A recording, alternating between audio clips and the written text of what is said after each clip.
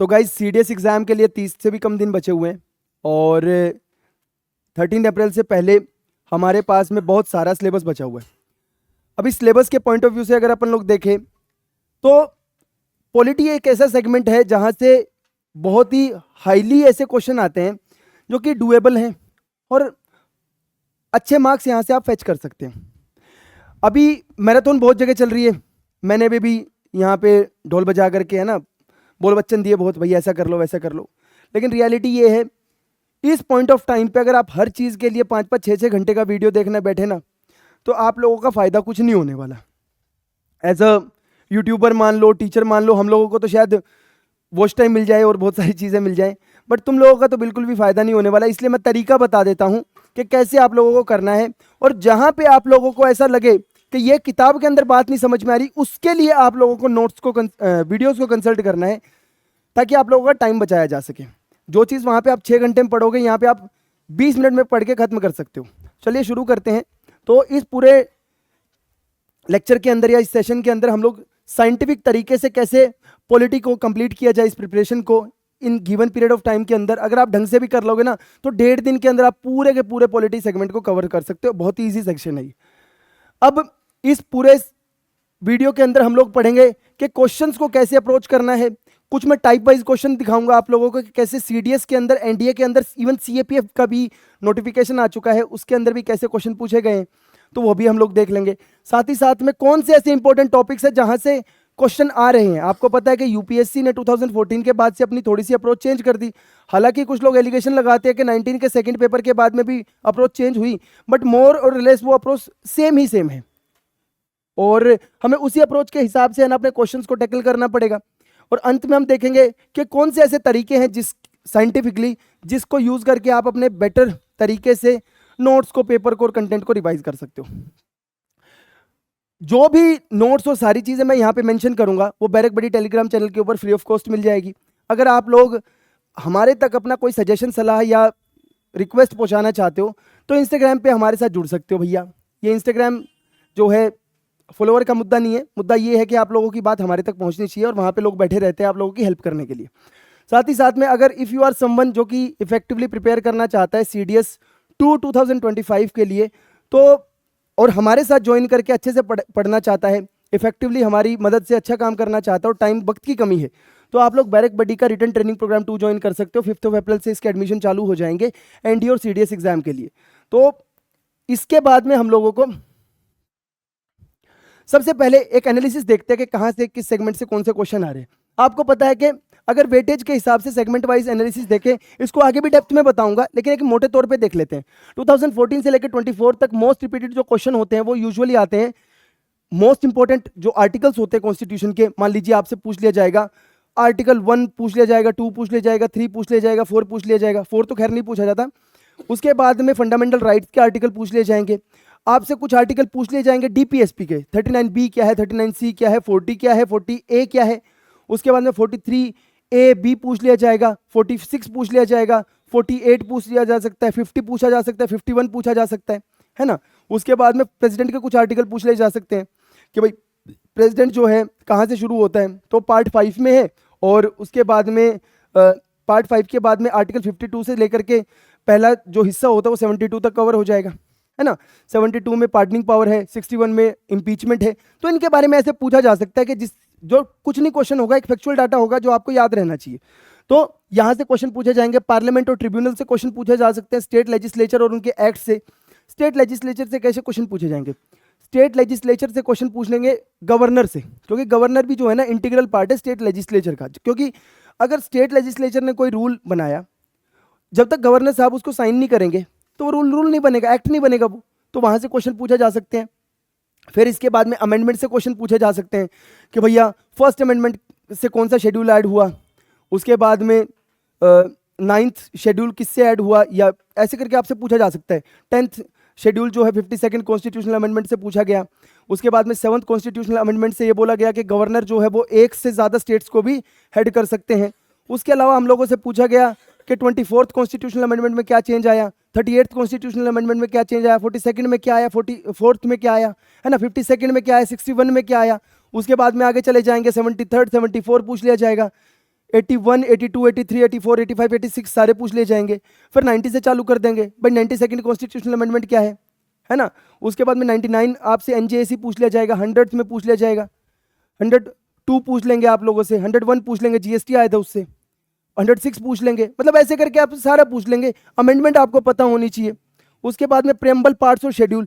देखो यार, अगर कॉन्स्टिट्यूशन का बेसिक कुछ है ना, तो वो ये है कि भाई अगर कॉन्स्टिट्यूशन एक किताब है, अगर आपको किताब के बेसिक स्ट्रक्चर फीचर्स नहीं पता कि उसके प्रीफेस में क्या लिखा है, किस पॉइंट ऑफ व्यू से, किस फिलोसफी से किताब लिखी गई है, यूनिट्स का क्या है, इंडेक्स ही नहीं उसका आपको पता कि किस तरह से किताब डिवाइडेड है, तो भाई काम तो नहीं होने वाला। अंदर का कंटेंट तो भूल जाओ। तो शेड्यूल से पूछा जा सकता है क्वेश्चन, पार्ट से पूछा जा सकता है। यहाँ से 12 क्वेश्चन आए हैं। अब देखो कुछ स्मार्ट स्टडी हैक बताता हूँ, साइंस बेस्ड है, साइकोलॉजी बेस्ड है। आपको याद रखना है, एक होती है इलेबोरेशन थ्योरी, जिसको रेलुथ ने दिया था 1983 के अंदर। बेसिकली इस थ्योरी के अंदर ये बताया कि कभी भी किसी चीज़ को अप्रोच करो ना, हर सब्जेक्ट के ऊपर ये लागू है, उसको अप्रोच करना है बिल्कुल बेसिक चीज़ के साथ में। अगर आपको यही नहीं पता कि कॉन्स्टिट्यूशन किताब क्या है, अगर इसको किताब के साथ में कंपेयर किया जाए तो किस तरह की किताब है, क्या इसकी बेसिक फिलोसफी है, किसी चीज़ की अगर बेसिक फिलोसफी पता है ना, तो उस चीज़ को समझना आसान हो जाता है, क्योंकि हम लोग वहाँ पे तिकड़म बिठा सकते हैं, गेस वर्क कर सकते हैं, अंदाज़ा लगा सकते हैं। लेकिन अगर मैं आपको बोलूँ कि ये 4 पॉइंट है, इसको रट लो, कितना रटोगे भाई? एक वक्त के बाद में तो नहीं रट पाओगे और फिर दिक्कत ही दिक्कत होने वाली है। तो ये चीज़ अपने को समझनी है। तो प्रेम्बल जैसे कंसेप्ट हो गए, पार्ट्स हो गए, शेड्यूल हो गए, इसको पहले पढ़ना है। जब आपका बेस तैयार हो जाए, आपको यही नहीं पता कि प्रीफेस क्या है, प्रेम्बल क्या है, पार्ट्स क्या है, आगे का नहीं पढ़ सकते। जब आपने ये कवर कर लिया, उसके बाद में जुडिशरी और अमेंडमेंट की तरफ जाओ। आपको समझ में आएगा कि जब हमारे प्रेम्बल में ये बात बोली है ना कि पॉलिटिकल, सोशल और इकोनॉमिक जस्टिस होना चाहिए, तो पॉलिटिकल जस्टिस कैसे आएगा? जब तक फंडामेंटल राइट नहीं होंगे तो पॉलिटिकल जस्टिस आ ही नहीं सकता। मान रहे हो ना? तो भैया फंडामेंटल की इंपॉर्टेंस पता चल जाएगी। लिबर्टी, इक्वालिटी, फेटर्निटी का मतलब पता चलेगा आपको, अंदर कहाँ कहाँ पे उसके फीचर किए। आपको पता चलेगा कि भाई फेडरल जो स्ट्रक्चर है उसके क्या फीचर है। अब आगे देख लेते हैं भैया। जैसे जब आप आर्टिकल 1 को, 2 को, 3 को ढंग से पढ़ोगे, इंडिया दैट इज भारत, वो क्या है? इनडिस्ट्रक्टेबल यूनियन है डिस्ट्रक्टेबल स्टेट्स का, है ना। तो फिर उसके बाद में हमें पता चलेगा ना कि भैया आर्टिकल 246 क्या है, 262 क्या है, 280 क्या है। भाई अब 280 में आप बोलोगे कि फाइनेंस कमीशन है, जो कि एक तरह का कॉन्स्टिट्यूशनल बॉडी है। लेकिन एक चीज सोच के देखो, फाइनेंस कमीशन कॉन्स्टिट्यूशनल बॉडी है, ये मानता हूं मैं। लेकिन फाइनेंस कमीशन का मेन मुद्दा क्या है कि जो टैक्स का कलेक्शन हो रहा है उसका डिवीजन कैसे हो सेंट्रो स्टेट के बीच में। बात तो यही बता रहा है फर्स्ट आर्टिकल मोटे तौर पे। इस चीज को समझना है, क्योंकि जब तक अपन लोग है ना एक सही सीक्वेंस में चीज को नहीं पढ़ेंगे ना, तो याद भी नहीं कर पाते। सीक्वेंस सही होना चाहिए, ये चीज अपने को पढ़नी है। फिर आता है एक्टिव रिकॉल और स्पेस रिपीटेशन। देखो एक एबिंगस फॉरगेटिंग कर्व होती है, 1885 में बताया था मैंने आपको, पहले भी कुछ सेशंस के अंदर ये चीज बताई थी। कुछ ऐसी कर्व होती है वो, इसका मतलब होता है फैक्ट, इस साइड में फैक्ट आएगा और इस साइड में आएगा टाइम। यूजुअली इसका मोटे तौर पे मतलब यही है कि जब आपने है ना रिसेंटली कोई चीज पढ़ी है, उस टाइम आपको 100% याद होती है, लेकिन अगर आप वक्त में आगे चले जाओगे तो वो चीज भूल जाओगे। ये चीज आपको पता होनी चाहिए। तो अपने को भी वही काम करना है कि चीजों को बार बार हमारी आंखों के सामने गुजारना है, बजाय कि एक बार रटने के। अरे आप ये देख लो ना, उस स्कूलमेट के साथ में जिसके साथ में आप हमेशा रहते हो, एक वक्त के बाद में जब उसके साथ में रहना छोड़ दोगे ना, आप लोग इतने सारे ऑफलाइन में बैठे हो यहाँ पे, एक वक्त के बाद ऐसा भी हो सकता है कि हमारे साथ एक लड़का था जो कि झांसी से था, फलाना था, ढिमकाना था, 50 बात गिनवा दोगे लेकिन नाम नहीं याद आएगा। क्यों? दिमाग में नहीं है वो, है ना। ये होता है, ये चीज आपको समझनी पड़ेगी। और ये तो साइंस के गुलाम है भाई हम लोग, सब लोग, ये चीज समझना पड़ेगा। इसलिए स्टडी इमरजेंसी प्रोविजन अगर आज पढ़ लिए तो उसके बाद में कोशिश करना 2 दिन के बाद उसको रिकॉल करो, दिमाग के ऊपर जोर डालो कि भाई क्या था। अगर दिमाग के ऊपर जोर डाला तो मैं बताता हूं कि आपको 100% याद नहीं आएगा, लेकिन आपको अगर 80% भी याद आ गया तो 20% को पढ़ने में ज्यादा टाइम नहीं लगता, है ना। उसके बाद में 1 वीक के बाद फिर पढ़ के देख लो, याद करके देखना। हर चीज पढ़ने की नहीं होती, दिमाग के ऊपर जोर डालना कि मुझे आता कितना है। फिर उसके बाद आता है इंटर लिविंग लर्निंग, जिसको रोहर और टेलर ने दिया था 2007 के अंदर। इसमें भी क्लियरली ये बताया कि देखो डिफरेंट टाइप ऑफ क्वेश्चंस को है ना मिक्स करके पढ़ो। 2 टाइप के टॉपिक आपने एक बार एक सीटिंग के अंदर, अगर आप 5 टॉपिक कवर कर रहे हो तो एक बार में एक तरह का टॉपिक मत के क्वेश्चन मत सोल्व करो। 5 क्वेश्चन एक के कर लो, फिर 2-3 दूसरे कर लो, तीसरे कर लो। इससे होता क्या है, पेपर के अंदर ऐसा तो होगा नहीं कि सिर्फ प्रेम्बल के क्वेश्चन आ रहे हैं, सिर्फ जुडिशरी के आ रहे हैं, सिर्फ प्रेसिडेंट के आ रहे हैं, वो तो मिक्स होके आ रहे हैं, एक यहाँ से, एक यहाँ से, एक यहाँ से। तो उस टाइम पे आपकी फ्लैश मेमोरी जो होती है इंस्टेंटली आपके दिमाग में आनी चाहिए, सोचने का तरीका ये होना चाहिए। इसीलिए रीजन होता है कि हम लोगों को आता सब कुछ है, लेकिन पेपर को सोल्व करने के टाइम पे हम लोग अच्छा परफॉर्म नहीं कर पाते।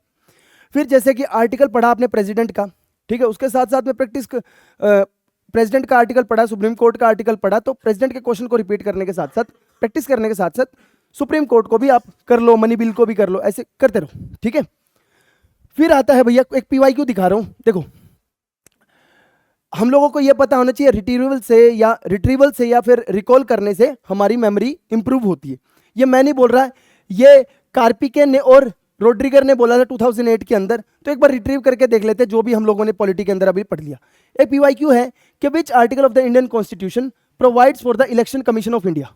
आर्टिकल 324 बताता है हमें, क्लियरली बात है यार ये, है ना। आर्टिकल 324 बताता है, 326 हमें बताता है यूनिवर्सल एडल्ट फ्रेंचाइज के बारे में। अब यूनिवर्सल एडल्ट फ्रेंचाइज जो है ना, वो हमारे कॉन्स्टिट्यूशन का एक बेसिक स्ट्रक्चर है। अब ये बेसिक स्ट्रक्चर है तो भैया इंपॉर्टेंट आर्टिकल हो गया, क्वेश्चन पूछा जा सकता है यहां से, और पूछा भी गया है, तो ये भी याद रखना है आप लोगों को। उसके बाद में कॉर्नल नोट टेकिंग मेथड होता है या नोट टेकिंग सिस्टम होता है। मैंने बताया था आपके पास में नोट्स मैंने दे रखे हैं।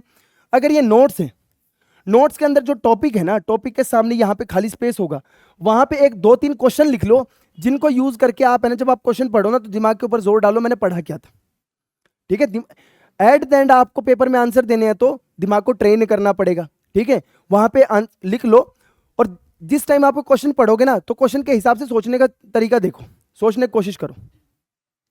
फिर आता है कॉन्स्टिट्यूशन और बेसिक कंसेप्ट, जैसे कि इनको अगर कवर करना है तो सोर्सेज क्या हो सकते हैं। जैसे कोई यूट्यूब पे देख रहा है तो उसको समझ में आना चाहिए, क्लास 9th एंड 12th की पॉलिटी पढ़ लो बेटर क्लैरिटी के लिए। लेकिन फिर उसके बाद में एम लक्ष्मीकांत को इन डेप्थ स्टडी करना चाहिए। लेकिन एम लक्ष्मीकांत और ऐसी बुक है जो कि सिविल सर्विसेज मेंस के पॉइंट ऑफ व्यू से लिखी गई है। बोल बच्चन ज्यादा है, काम का मसाला कम, आर्ग्यूमेंट भी देखोगे तो उतने ज्यादा रिक्वायर्ड नहीं है। फिर आता है कॉन्स्टिट्यूशन एट वर्क पढ़ लो, 11th क्लास की एनसीईआरटी, सारी किताबें अच्छी हैं, बट एट द एंड हमें क्या करना है, हमारे पास है वक्त की कमी। तो यार कुछ जितना एग्जाम पॉइंट ऑफ व्यू से इंपॉर्टेंट है, सीडीएस से सीएपीएफ सिविल सर्विसेज के प्रीलिम्स लेवल के एमसीक्यू जहां से आपके सोल्व हो सकते हैं, उसको मैंने इन नोट्स के अंदर कंपाइल कर दिया है। एक बार जाके पढ़ करके आप लोग क्वेश्चन सोल्व करके देखो, आपका कोई क्वेश्चन नहीं रुकेगा, सीधी सी बात है। फिर उसके बाद में एक एग्जाम्पल और देता हूं, देखो सीडीएस 2016 में क्वेश्चन आया था, हम लोगों ने प्रेम्बल पढ़ा। अब पहला क्वेश्चन अलग देखा, ये देखो अब इस तरह का क्वेश्चन आता है कि टर्म सेक्युलर जो है ये कौन से कॉन्स्टिट्यूशनल अमेंडमेंट से ऐड हुई, है ना, कौन से कॉन्स्टिट्यूशनल अमेंडमेंट से ऐड हुई। तो आपको पता होना चाहिए कि 44th कॉन्स्टिट्यूशनल अमेंडमेंट से ऐड हुई थी, और प्रधानमंत्री इंदिरा गांधी जी की गवर्नमेंट थी, इमरजेंसी के बीच में ऐड हुआ था ये, तो है ना। फिर ऐसे डीपीएसपी जो आते हैं, फंडामेंटल ड्यूटीज आते हैं, इसके लिए भी क्या करना है, या तो क्लास 11th की एनसीईआरटी पढ़ लो, फंडामेंटल राइट पढ़ लो, डीपीएसपी पढ़ लो, बट वो है ना वहाँ पे भी कुछ बोलते हैं लक्ष्मीकांत पढ़ लो। फिर बोल बच्चन ज़्यादा है, काम का मसाला कम, जितना काम का मसाला इनपुट आउटपुट के हिसाब से बड़ी किताब, बहुत शानदार किताब है, मैं तो बोलता हूँ जिंदगी में एक बार पढ़ो। लेकिन एग्जाम पास में उसको पढ़ने से अपनी टाइम अपने लोगों को बताना है, थोड़ा सा टाइम बचाना है अपने लोगों को। उसके बाद में पॉलिटी का नोट्स वहीं पे भी ये हो जाएगा। उसके बाद में हाउ टू अप्रोच, अब देखो आर्टिकल जो है, आर्टिकल 12 से लेकर 35 तक पूरा का पूरा इसके बारे में बता रखा है। देखो एक मस्त चीज बताता हूं, जब कोई आर्टिकल पढ़ते हो, जब कोई पार्ट पढ़ते हो, जब कोई टॉपिक पढ़ते हो, तो उससे एसोसिएटेड सारी चीजें पढ़ो। अगर कोई केस हुआ है तो वो भी वहीं पे पढ़ो, क्योंकि अगर आप सारे केस इकट्ठे बैठने रटोगे ना तो भूल जाओगे। कोई कमेटी हुई है उसको इकट्ठे बैठने रटोगे तो भूल जाओगे। इसलिए बोल रहा हूं सारों को इकट्ठा ही करना है। अगर मान लो आप लोग पढ़ रहे हो प्रेम्बल के बारे में, तो बेरूबारी यूनियन, केशवनंदा भारती केस और एलआईसी केस, तीनों को इकट्ठा पढ़ना है। तीनों का आउटकम क्या था, कहां पे बोला कि जस्टिसिएबल होगा, कहां पे बोला कि अमेंड हो सकता है नहीं हो सकता, है ना, और कहां पे बोला है और सारी चीजें वो, तो ये याद रखना है। केस की स्टडीज भी साथ में ही करनी है ना। उसके बाद में एक सीडीएस 2020 का क्वेश्चन दिखाता हूं आप लोगों को कि which fundamental right is available only to Indians. 15, 16, 29, 19, 29, 30 होते ना, 15, 16, 19, 29, 30, ये राइट ऐसे होते हैं जो कि सिर्फ इंडियंस के लिए अवेलेबल हैं। कुछ राइट ऐसे होते हैं जो कि एलियंस के लिए अवेलेबल होते हैं। अब एलियंस भी दो तरह के होते हैं, एलियंस ये नहीं जो मार्स से आगे, एलियंस वो जिनको हम फॉरेनर्स बोल रहे हैं। कुछ फ्रेंडली एलियंस होते हैं, जैसे कि वो कंट्री जिनके साथ में हमारे फ्रेंडली रिलेशन है, तिब्बत हो गया, नेपाल हो गया। और कुछ कंट्री ऐसे हैं जिनके साथ में हमारी एनिमिटी है, पाकिस्तान हो गया, है ना। तो ये चीज़ देखनी है हम लोगों को, किसके साथ में किस तरह के रूल्स के बारे में बात हो रही है यहाँ पे, किस तरह के आर्टिकल्स किसके ऊपर लागू होंगे, तो उस चीज़ को समझो, ध्यान से देखना। अब देखो 15 में कौन सा आता है, 15, 16, 19, 29, 30, ठीक है। अब ये राइट टू इक्वालिटी 14 से 19 तक की 14 से 18 तक की बात हो रही है, तो इसके अंदर भी बहुत बड़ा स्पेक्ट्रम हो गया, आधे आते हैं आधे नहीं आते, तो इसलिए तो मोस्ट लाइकली ये आंसर नहीं हो सकता क्योंकि बहुत बड़ी बात हो रही है। और एक स्पेसिफिक इसमें आंसर है कि जो स्पीच और एक्सप्रेशन का राइट है ना वो सिर्फ इंडियन को दिया गया है, बाकी नहीं है इसके अंदर। 32 भी सबको दिया है, उसके बाद प्रोटेक्शन अगेंस्ट कन्विक्शन भी सबको दिया है ना, वो सारी बात। फिर पार्लियामेंट स्टेट लेजिस्लेचर के बिल देखने अपने को, जैसे लक्ष्मीकांत का जो चैप्टर है ना पार्लियामेंट और स्टेट लेजिस्लेचर वाला, उसको अगर डेप्थ में पढ़ लेंगे 42 पेज का चैप्टर है वो, ठीक है। 42 पेज का चैप्टर, शायद 42nd टॉपिक है, एक बार देख लेना उसमें लक्ष्मीकांत के अंदर 42 पेज का भी चैप्टर है वो, बहुत लंबा एक चैप्टर होता है, शायद 69 पेज है उसके अंदर, 42वां टॉपिक है अगर मैं एग्जैक्टली याद कर पा रहा हूँ। तो इतने सारे पेजेस को आप कैसे याद करोगे, फैक्ट भी बहुत ज़्यादा है, एक जगह पे बोल बच्चन दिमाग खराब, तो कम करने का कम है, छोड़ने का ज़्यादा। तो प्रीवियस ईयर के क्वेश्चंस को, ट्रेंड को एनालाइज करना है। अब किस तरह के क्वेश्चन आ रहे हैं वो यहाँ पे भी दिखा दूंगा मैं। जैसे आप लोगों से क्वेश्चन पूछा जाएगा राज्यसभा से और लोकसभा से, स्पीकर से क्वेश्चन पूछा जाता है, मनी बिल से क्वेश्चन पूछा जाता है ना, इनको अपन लोगों को डेप्थ में देखना है क्योंकि यहीं से क्वेश्चन पूछे जाएंगे। पार्लियामेंट्री कमिटीज से क्वेश्चन पूछा जाता है, स्टैंडिंग कमेटी क्या है, फाइनेंशियल कमिटीज कौन सी है, एडहॉक कमिटीज कौन सी है, आगे जाकर क्वेश्चन दिखा देता हूं मैं आप लोगों को, ठीक है। पॉलिटी सेक्शन के लिए वही बात, नोट्स कर लो और बाकी क्वेश्चन आप अपने हिसाब से घर पे बैठ के सॉल्व कर सकते हो। एक वेबसाइट बता रहा हूं, वहां से कर सकते हो, जिसका नाम है एग्जाम रोबोट। हमारी टीम काम कर रही है, टेक टीम। उसके बाद में आप लोगों को सारे क्वेश्चन यहीं पे मिल जाएंगे बहुत बढ़िया तरह से, और कई लाख क्वेश्चन मिल जाएंगे सॉल्व करने के लिए, लेकिन तब तक के लिए यहाँ पे कर लो, फ्री ऑफ कॉस्ट है।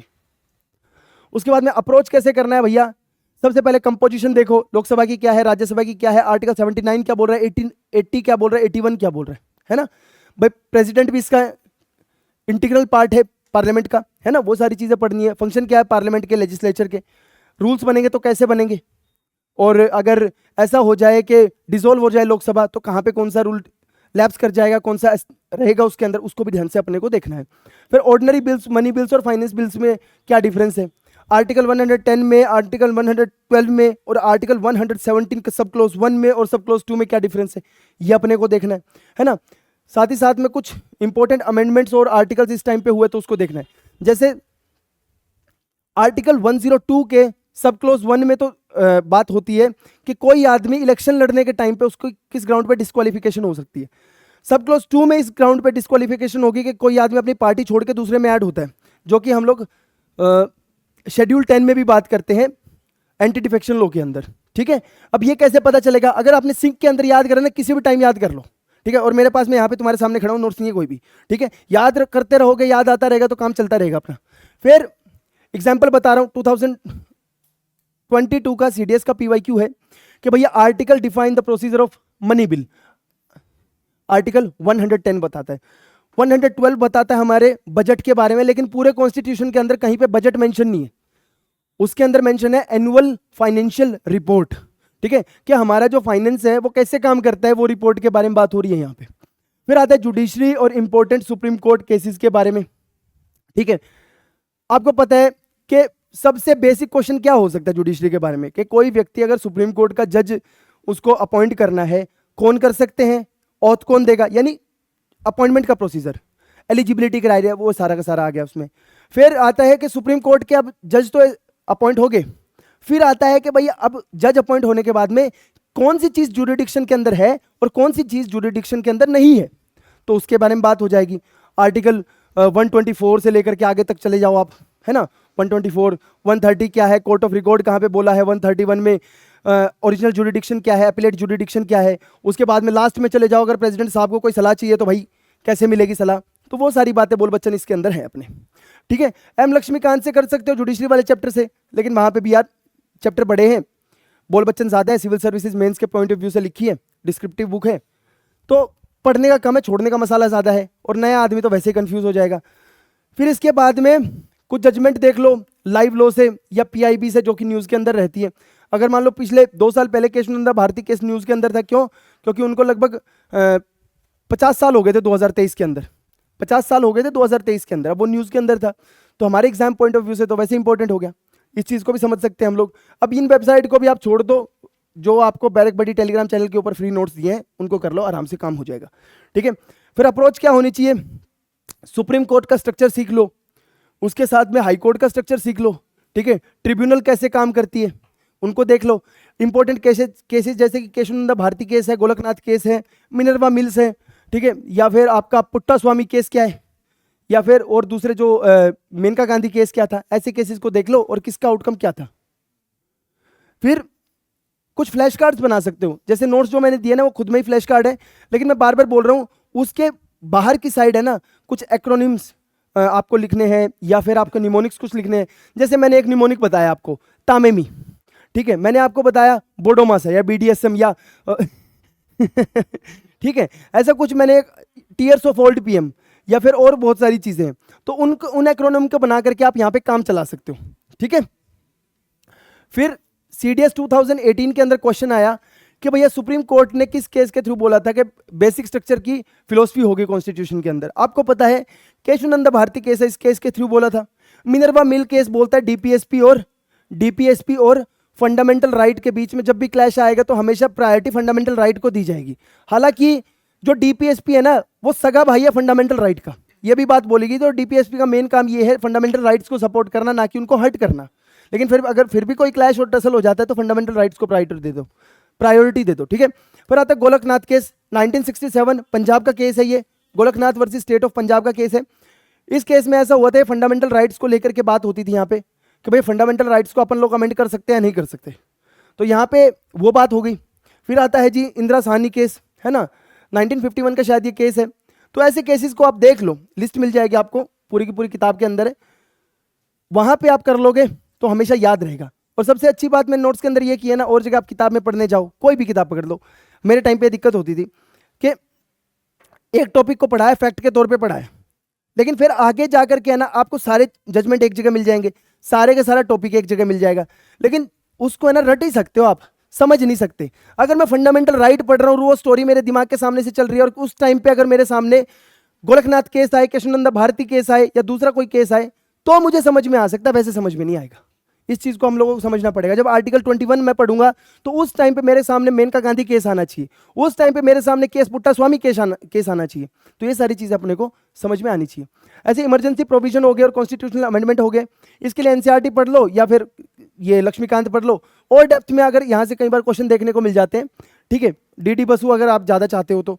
लेकिन मैं फिर भी बोलूंगा भाई नोट्स पढ़ो, फ्री में कुछ नहीं करना आप लोगों को, ठीक है। अप्रोच यही है कि आर्टिकल 352 को, 356 को और 360 को डेप्थ में समझो, क्योंकि यहीं से बार बार क्वेश्चन बनते हैं, और वही 10 12 15 क्वेश्चन है जो यहां से बनने की पॉसिबिलिटी होती है।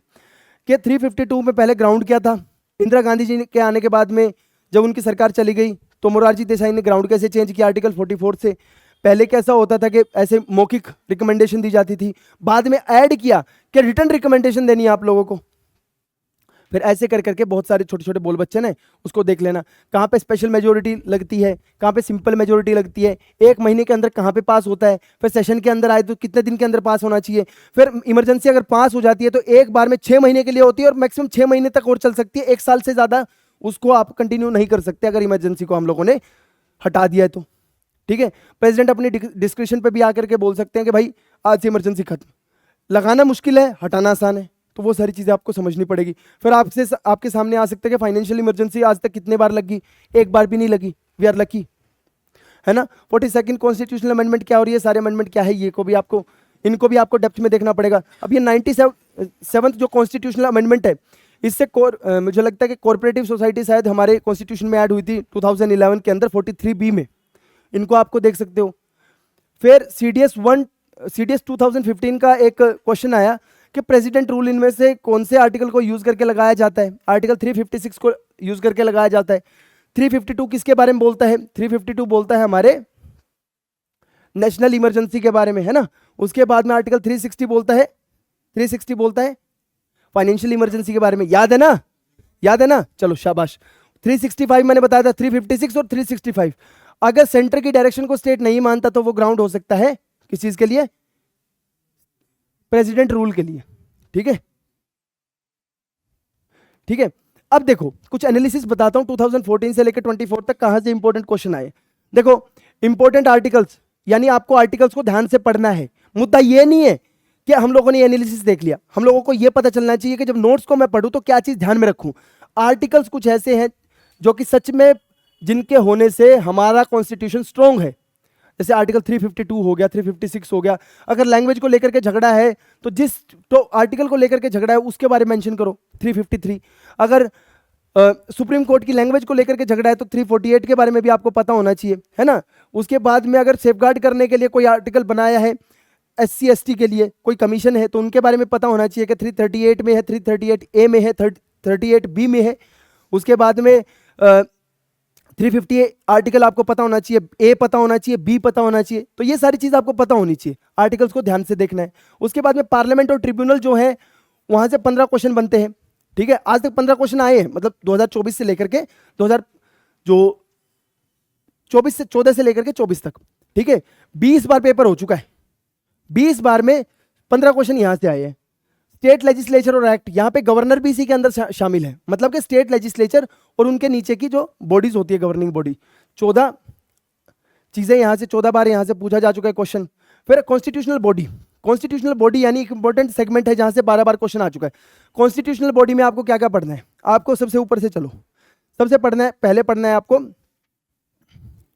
सबसे पहले आपको पढ़ना है जैग, ठीक है, अटॉर्नी जनरल। जैग तो एंट्री है यार, ठीक है, अटॉर्नी जनरल है, ठीक है, अटॉर्नी जनरल है। उसके बाद में कंट्रोलर एंड ऑडिटर जनरल है। उसके बाद में आगे चलते चले जाओ, हमारी फाइनेंस कमीशन है। उसके बाद में इलेक्शन कमीशन है।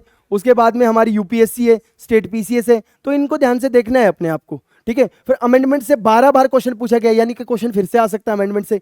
उसके बाद में प्रेम्बल, पार्ट्स और शेड्यूल से, शेड्यूल के अंदर क्या लिखा हुआ ये भी आपको पता होना चाहिए, ठीक है। जैसे पार्ट 14A क्या है, ठीक है, 15 क्या है, 18 क्या है, उसके बाद में पार्ट 5 क्या है, पार्ट 6 क्या है, पार्ट 4 क्या है, 3 क्या है, 2 क्या है, 1 क्या है, ये आपको पता होना चाहिए। पंचायत और लोकल बॉडीज से आपसे क्वेश्चन पूछे जा सकते हैं। दिखाता हूं किस तरह के क्वेश्चन आएंगे, एक मिनट रुको। 11 क्वेश्चन आए हैं। फेडरलिज्म, फेडरलिज्म का मतलब क्या है, आपको पता है कि इंडिया में किस चीज को लेकर के लड़ाई चलती रहती है। इंडिया में सबसे ज्यादा लड़ाई चलती रहती है डिस्ट्रीब्यूशन ऑफ पावर को लेकर के, कि भाई यहां पर ज्यादा पावर है, हमारे पास कोई पावर छुटी नहीं है। तो हम लोगों को क्या करना है, उस चीज को समझना है, क्योंकि हम लोग आने वाला यूथ है, हम लोग ही कल को जाकर के एडमिनिस्ट्रेशन का हिस्सा बनेंगे। अगर हम लोगों का दिमाग ठीक नहीं होगा तो सरकार का दिमाग ठीक नहीं होगा, सरकार दिमाग ठीक नहीं होगा तो भाई देश की हालत भी खराब। तो ये हमारे लिए एक बहुत इंपॉर्टेंट टॉपिक है।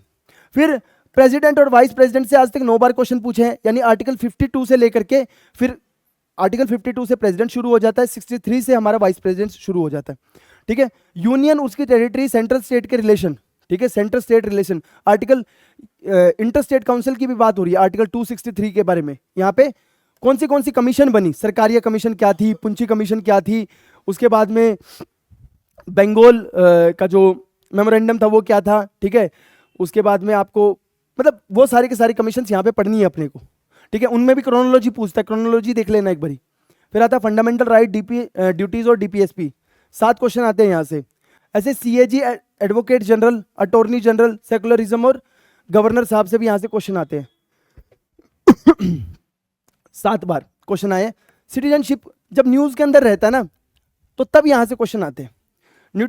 आपको पता 2018 से ही न्यूज में आ गया था ये सिटीजनशिप का लेकर के मुद्दा, ठीक है। NRC, CAA, NRC, वहां से क्वेश्चन आ गए थे। तो यहाँ से भी 6 बार क्वेश्चन बनाए। पर यहाँ का क्वेश्चन है ना थोड़ा सा इजी है, ज्यादा इसमें है ना वो नहीं पूछते कि 1955 के बाद क्या हुआ था, कैसा हुआ था। यहाँ पे ये पूछते हैं कि कौन से 5 ग्राउंड है या कौन से ग्राउंड है जिसके ऊपर सिटीजनशिप मिल सकती है, और कौन से वो ग्राउंड है जिसके बेसिस पे सिटीजनशिप आपकी छीनी जा सकती है। देखो उसके बाद में आता है इमरजेंसी प्रोविजन, 4 बार यहाँ से क्वेश्चन बने, ठीक है। उसके बाद ऑर्डिनरी मनी बिल जो है वहां से 3 बार क्वेश्चन बने। मनी बिल आपको पता है 3 बिल आपको पढ़ने हैं, आर्टिकल 110 पढ़ना है, 112 पढ़ना है और 117 पढ़ना है। 112 जो होगा वो तो वैसे करंट अफेयर के अंदर रहता है, वो तो वैसे ही पढ़ना है आपको इकोनॉमिक्स के अंदर, ठीक है। कमिटीज और कमीशंस, वहां से 3 बार क्वेश्चन बने। कुछ इंपॉर्टेंट कमिटीज जो कि यहाँ से नहीं बनी, जैसे संतनाम कमेटी है ना, उसके CVC का ऑफिस बना था, उसमें विजिलेंस कमीशन का या CBI का जो ऑफिस बना था वैसे कुछ जुगाड़।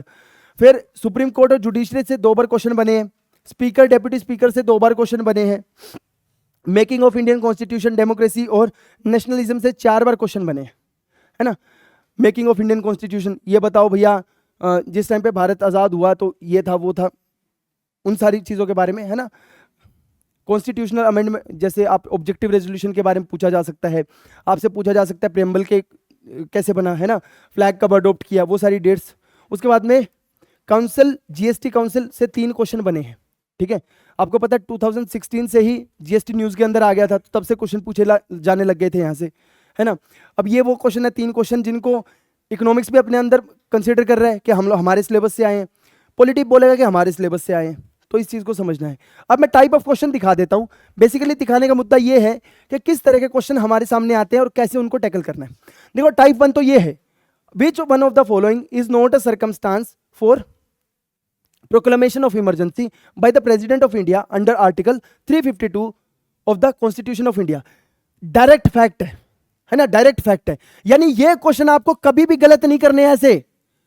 ऐसे क्वेश्चन कभी गलत नहीं करने। वन लाइनर है, जो मैं बोलता हूं ना, पेपर को जब बनाया जाता है तो 3 पार्ट्स में डिवाइड किया जाता है, 30 40 30। 30% इजी, हर सब्जेक्ट के साथ में भी यही चीज है, सब्जेक्ट के साथ जो पेपर होता है उसके साथ में भी यही चीज है। तो 30% जो इजी क्वेश्चन आएंगे वो वन लाइनर आएंगे, ऐसे आएंगे। ये एनडीए लेवल का क्वेश्चन है कि भाई किस बेसिस पे हमारे कॉन्स्टिट्यूशन के अंदर इमरजेंसी लागू नहीं हो सकती, इंटरनल डिस्टर्बेंस पे नहीं हो सकती, क्योंकि कॉन्स्टिट्यूशनल अमेंडमेंट जो 44 था उसके बेसिस पे इसमें अमेंडमेंट हो गया था। फिर विच one of the following statement, type 2 question देखो, वो क्या था, डायरेक्ट फैक्ट, ध्यान से देखना। फिर क्या होता है टाइप 2, ये है कि विच one of the following statement about the emergency provisions under the constitution of India is not correct.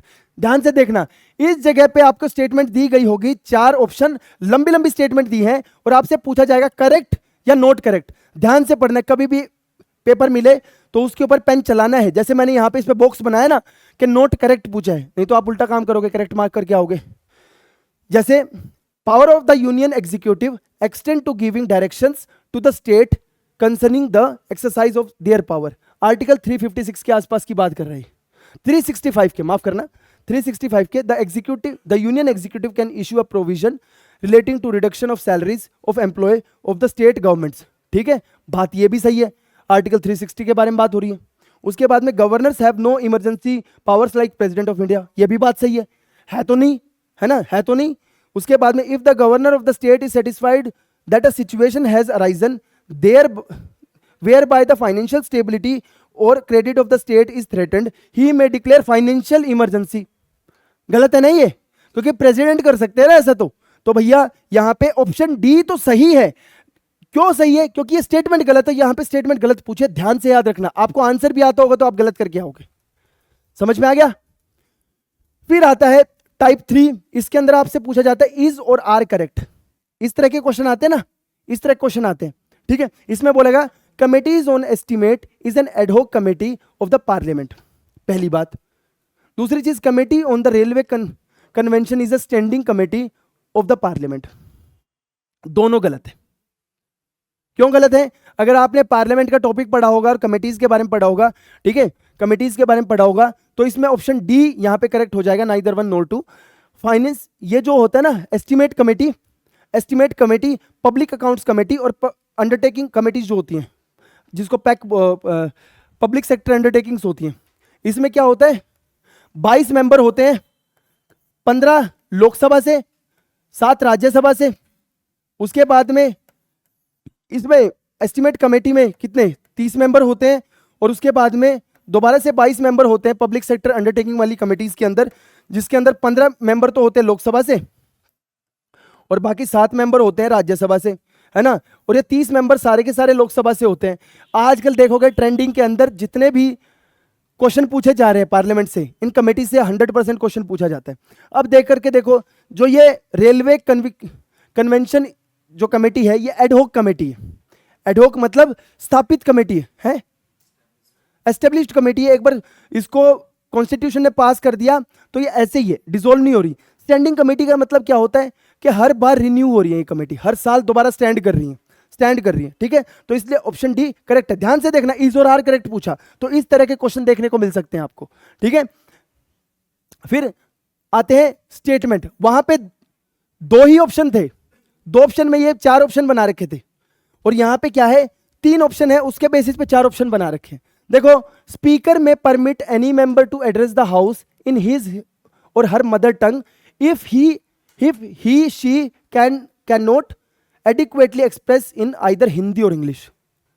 ठीक है, बात सही है, क्योंकि अगर मुझे सही याद कर पा रहा तो आर्टिकल 120 ऑफ इंडियन कॉन्स्टिट्यूशन ये बात बोलता है।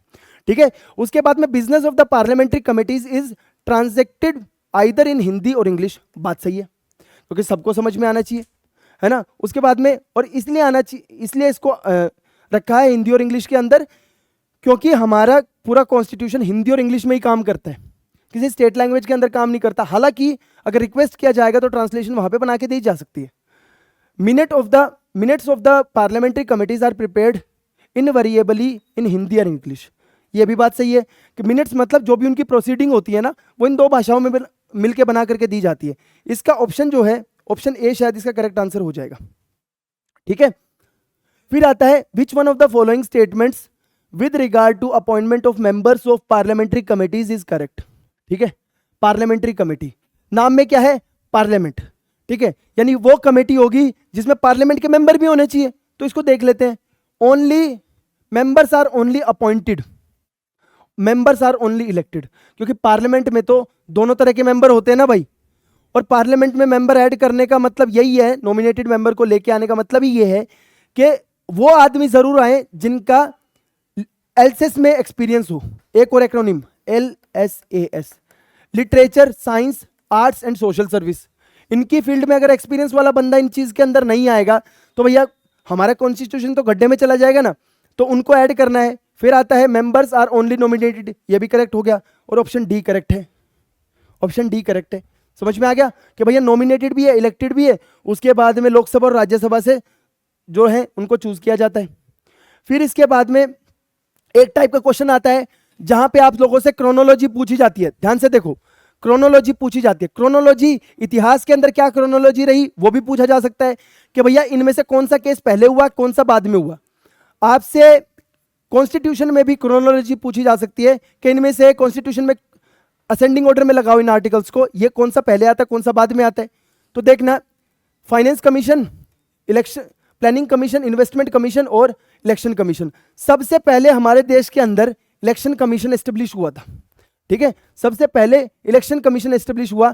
फिर उस 25 जनवरी 1947 को, 1947 का शायद, हाँ 25 जनवरी 1947 को हमारे देश में इलेक्शन कमीशन बना। उसके बाद में मार्च में बना प्लानिंग कमीशन, उसके बाद में 6 महीने बाद में फाइनेंस कमीशन बना, क्योंकि फाइनेंसिस की भी स्टेबिलिटी चाहिए थी, और उसके बाद में लास्ट में 1950-51 के आसपास इन्वेस्टमेंट कमीशन बना। तो अलग अलग टॉपिक है सारे के सारे, लेकिन स्टैटिक इंफॉर्मेशन है। अब ये टॉपिक ऐसा है जो कि हार्ड लेवल का क्वेश्चन है, ये ऐसे नहीं आएगा किसी को, जब तक आपको डेप्थ अंडरस्टैंडिंग नहीं है, आपने किताब अच्छे से नहीं पढ़ी तो इसको कवर नहीं कर सकते। तो यूजुअली ऐसे क्वेश्चन को छोड़ देना चाहिए। लेकिन मुद्दा ये है, ये मुझे ये दिखाना था आप लोगों को कि सीक्वेंस में भी क्वेश्चन आते हैं। अगर यहाँ पे इसकी जगह आर्टिकल्स होते, इसकी जगह इतिहास का और कुछ होता, कोई केस होता, तो आपको पता होना चाहिए था। फिर आता है टाइप 7, देखो, which of the following statement with regard to formation of new states and alteration of the boundaries is of existing state. कौन सा है आर्टिकल? आर्टिकल 3 है ना, डेप्थ में तो बताया यार उस दिन, शौक मत दो, है ना। Parliament may increase the area of any state, parliament may diminish the area of any state.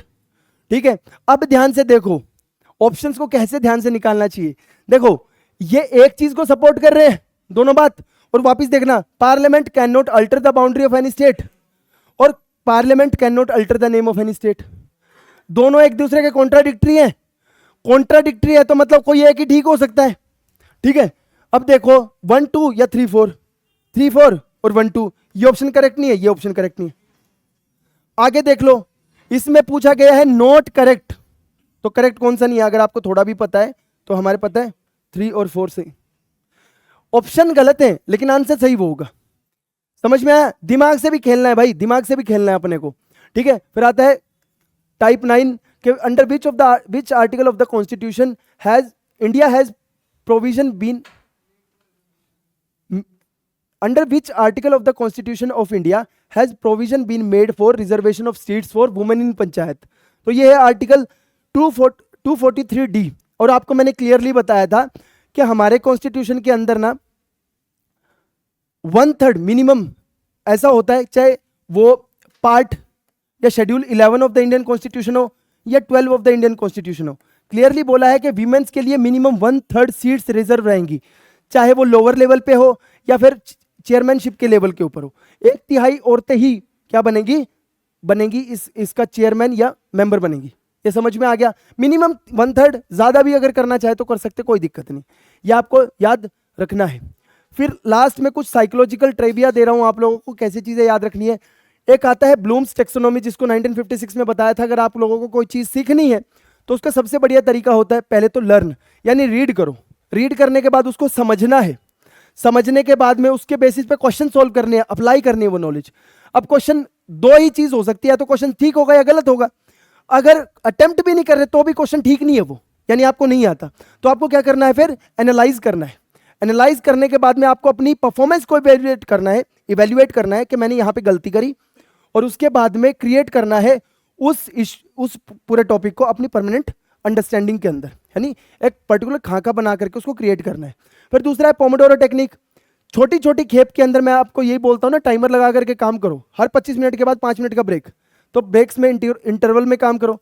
Chunking theory Miller की 1956 में ये बोलती है कि पॉलिटिकल टॉपिक्स को है ना छोटे छोटे हिस्सों में डिवाइड करके काम करो।